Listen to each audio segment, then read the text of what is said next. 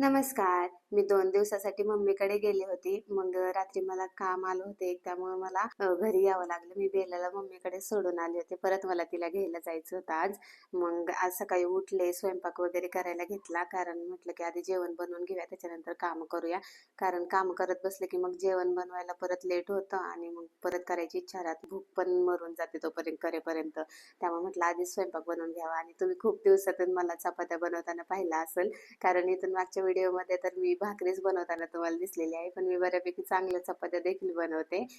सुरुवातीला जेव्हा मी चपात्या बनवायला घेतल्या ना, तेव्हा म्हणजे असं व्हायचं की त्या खूप कडक व्हायच्या, अशा फुगायच्या नाहीत, मऊ नाही व्हायच्या आणि थंड झाल्या तर त्या खायच्या लायकीच्याच नाही राहायच्या.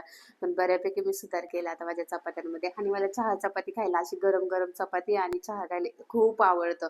तुमच्यापैकी किती जणांना चहा चपाती खायला आवडते मला कमेंट बॉक्समध्ये नक्की सांगा. आणि अशा पद्धतीने माझी चपाती वगैरे भाजून घेतल्या मी व्यवस्थित. आणि त्याच्यानंतर मग आज मी दोडक्याची भाजी बनवणार होते. त्यासाठी मी वाटण बनवून घेतलं होतं, खोबरं, आलं, लसूण आणि कोथिंबीर याचं. ते व्यवस्थित फ्राय केलं तेलामध्ये. तेल मी कमीच ॲड करते कायम, कारण जास्त तेलकट मला भाज्या खाऊशी वाटत नाही. त्यामुळं मग हरभऱ्याची डाळ टाकून दोडका बनवला होता. आणि भाजी वगैरे सगळा स्वयंपाक झाल्यानंतर म्हटलं किचन वगैरे भांडे सगळे साफ करून घ्यावे, कारण दुपारी एवढी थंडी पडते, संध्याकाळी पण एवढी थंडी पडते की पाण्यात हात घालूशीच वाटत नाही. त्यामुळे म्हटलं आता ऊन पडले तर घासून घ्यावं सगळं, मग उन्हाला बसता येईल. मग सगळं आवरलं वगैरे, सगळे भांडे घासून घेतले, किचन वगैरे साफ केलं आणि सिंक वगैरे पण व्यवस्थित धुवून घेतलं सगळं. कारण ते ओलं राहिलं की परत त्याचा वास येतो, त्यामुळे मग पाणी वगैरे काढून घेतलं. असा होता आजचा माझा दिवस. भेटूया पुढच्या ब्लॉगमध्ये.